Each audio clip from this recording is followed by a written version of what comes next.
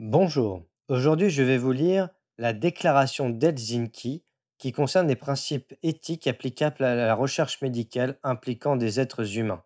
Elle fut adoptée par la 18e Assemblée générale de l'AMM à Helsinki en Finlande en juin 1964 et amendée par les 29e Assemblée générale de l'AMM à Tokyo en octobre 1975, par la 35e Assemblée générale de l'AMM à Venise en octobre 1983, par la 41e Assemblée générale de l'AMM à Hong Kong en septembre 1989, par la 48e Assemblée générale de l'AMM à Somerset West, Afrique du Sud, en octobre 1996, par la 52e Assemblée générale de l'AMM à Édimbourg en Écosse en octobre 2000, par la 53e Assemblée générale de l'AMM à Washington aux États-Unis en 2002, par la 55e Assemblée générale de l'AMM à Tokyo en Japon en 2004, et enfin par la 59e Assemblée générale de l'AMM à Séoul en Corée en octobre 2008. En guise d'introduction, premièrement, l'Association médicale mondiale, AMM, a élaboré la déclaration d'Helsinki comme un énoncé de principes éthiques applicables à la recherche médicale impliquant des êtres humains, y compris la recherche sur du matériel biologique humain et sur des données identifiables. La déclaration est conçue comme un tout indissociable. Aucun paragraphe ne peut être appliqué sans tenir compte de tous les autres paragraphes pertinents. Deuxièmement, cette déclaration s'adresse principalement aux médecins. L'AMM invite cependant les autres participants à la recherche médicale impliquant des êtres humains à adopter ces principes. Troisièmement, le devoir du médecin est de promouvoir et de sauvegarder la santé des patients, y compris celle des personnes impliquées dans la recherche médicale. Le médecin consacre son devoir et sa conscience à l'accomplissement de ce devoir. Quatrièmement, la déclaration de Genève de l'AMM engage les médecins en ces termes, je cite: «La santé de mon patient prévaudra sur toutes les autres considérations.» Et le Code international d'éthique médicale déclare qu'un médecin doit agir dans le meilleur intérêt du patient lorsqu'il le soigne. Cinquièmement, le progrès médical est basé sur la recherche qui, en définitive, doit comprendre des études impliquant des êtres humains. Des possibilités appropriées de participer à la recherche médicale devraient être offertes aux populations qui y sont sous-représentées. Sixièmement, dans la recherche médicale impliquant des êtres humains, le bien-être de chaque personne impliquée dans la recherche doit prévaloir sur tous les autres intérêts. Septièmement, l'objectif premier de la recherche médicale impliquant des êtres humains est de comprendre les causes, le développement et les effets des maladies et d'améliorer les interventions préventives, diagnostiques et thérapeutiques, entre parenthèses méthodes, procédures et traitements. Même les meilleures interventions courantes doivent être évaluées en permanence par des recherches portant sur leur sécurité, leur efficacité, leur pertinence, leur accessibilité et leur qualité. Huitièmement, dans la pratique médicale et la recherche médicale, la plupart des interventions comprennent des risques et des inconvénients. Neuvièmement, la recherche médicale est soumise à des normes éthiques qui promeuvent le respect de tous les êtres humains et qui protègent leur santé et leurs droits. Certaines populations faisant l'objet de recherches sont particulièrement vulnérables et ont besoin d'une protection spéciale. Celle-ci inclut les personnes qui, d'elles-mêmes, ne sont pas en mesure de donner ou de refuser leur consentement et celles qui peuvent être vulnérables à la coercition ou à des influences indues.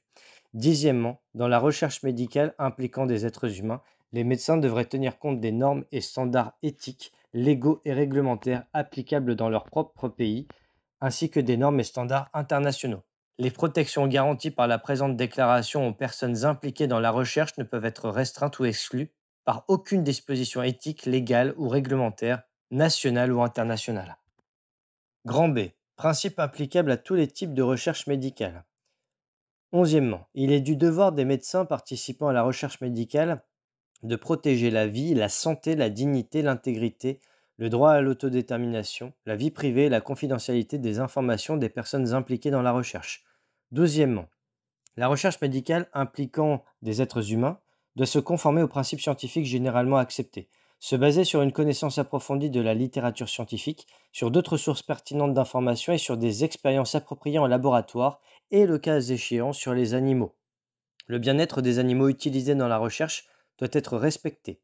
Treizièmement, une prudence particulière s'impose dans la conduite de recherches susceptibles de nuire à l'environnement. Quatorzièmement, la conception et la conduite de toutes les études impliquant des êtres humains doivent être clairement décrites dans un protocole de recherche. Ce protocole devrait contenir une déclaration sur les enjeux éthiques en question et indiquer comment les principes de la précédente déclaration ont été pris en considération. Le protocole devrait inclure des informations concernant le financement, les promoteurs, les affiliations institutionnelles, d'autres conflits d'intérêts potentiels, les incitations pour les personnes impliquées dans les recherches et les mesures prévues pour soigner et ou dédommager celles ayant subi un préjudice en raison de leur participation à l'étude. Le protocole devrait mentionner les dispositions prévues après l'étude afin d'offrir aux personnes impliquées un accès aux interventions identifiées comme bénéfiques dans le cadre de l'étude ou à d'autres soins ou bénéfices appropriés. Quinzièmement, le protocole de recherche doit être soumis à un comité d'éthique de la recherche pour évaluation, commentaires, conseils et approbation avant que l'étude ne commence. Ce comité doit être indépendant du chercheur, du promoteur et de toute autre influence indue.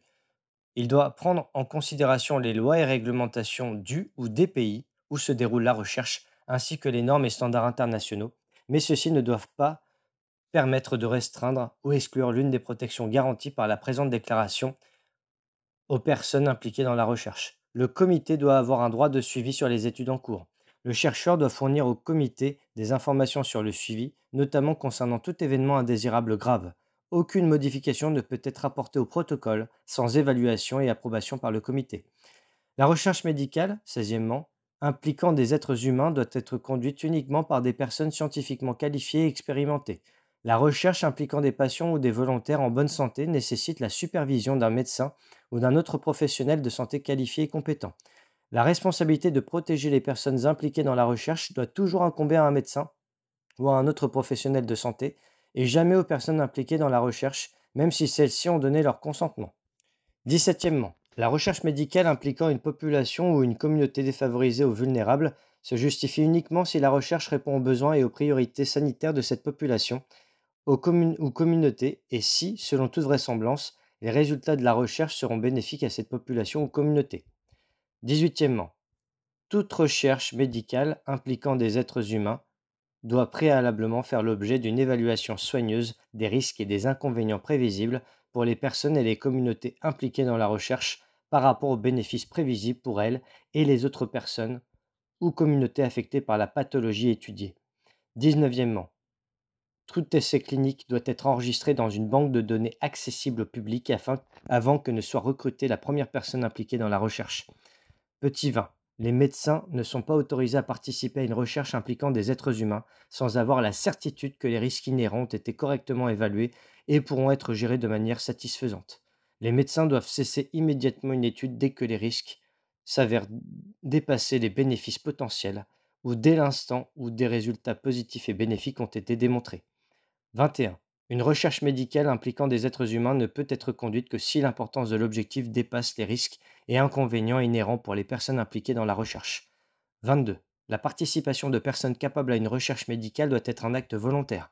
Bien qu'il puisse être opportun de consulter les membres de la famille ou les responsables de la communauté, aucune personne capable ne peut être impliquée dans une étude sans qu'elle ait donné librement son consentement. 23. Toutes les personnes doivent être prises pour protéger la vie privée et la confidentialité des informations personnelles concernant les personnes impliquées dans la recherche et pour minimiser l'impact de l'étude sur leur intégrité physique, mentale et sociale.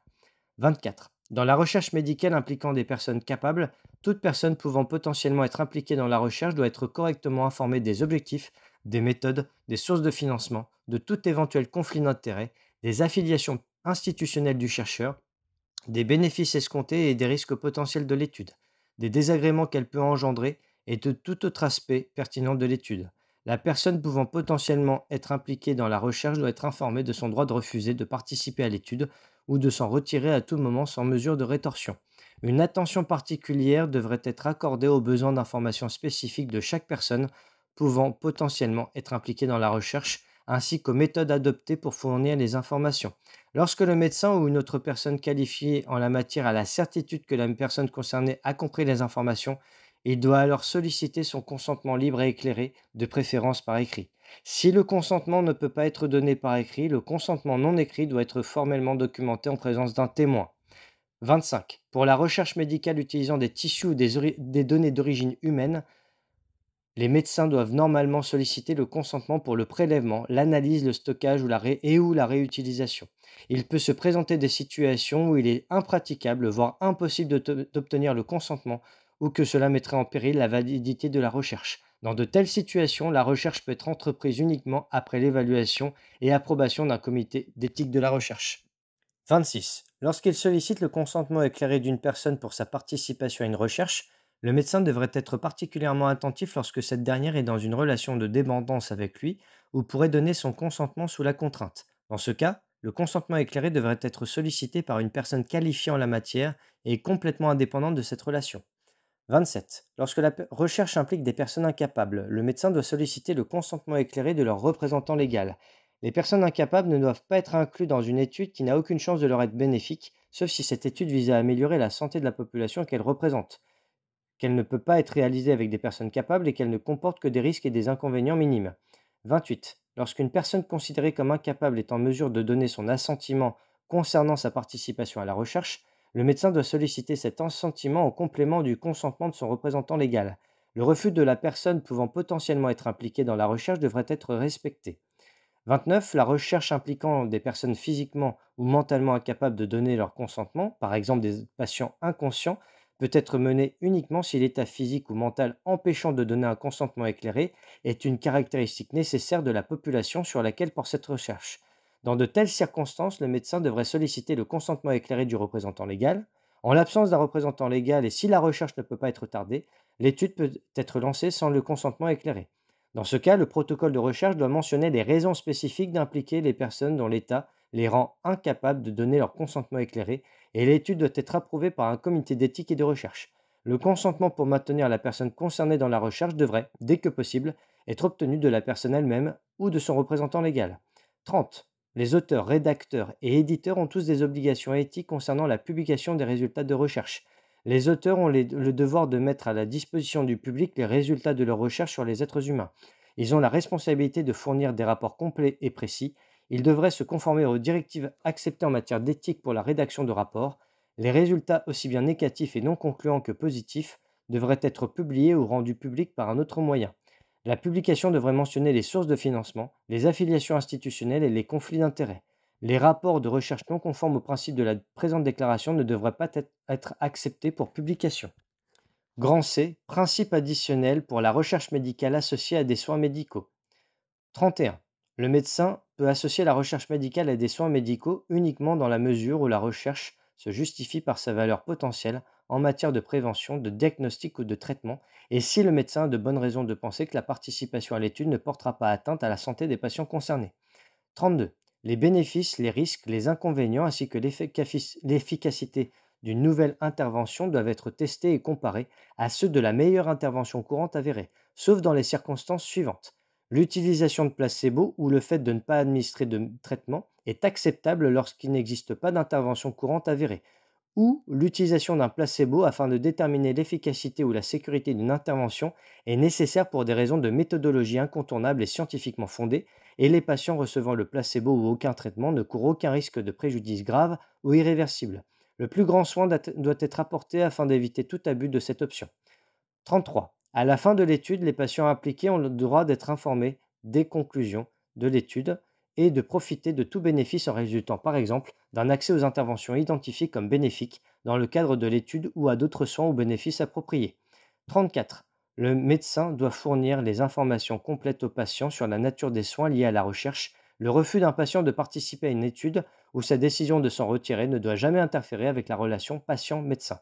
Et enfin, 35, dans le cadre du traitement d'un patient, faute d'intervention avérée ou faute d'efficacité de ces interventions, le médecin, après avoir sollicité les conseils d'experts et avec le consentement éclairé du patient ou de son représentant légal, peut recourir à une intervention non avérée si, selon son appréciation professionnelle, elle offre une chance de sauver la vie, rétablir la santé ou alléger les souffrances du patient. Dans toute la mesure du possible, cette intervention devrait faire l'objet d'une recherche pour en évaluer la sécurité et l'efficacité. Dans tous les cas, les nouvelles informations devraient être enregistrées et, le cas échéant, rendues publiques. Je vous remercie.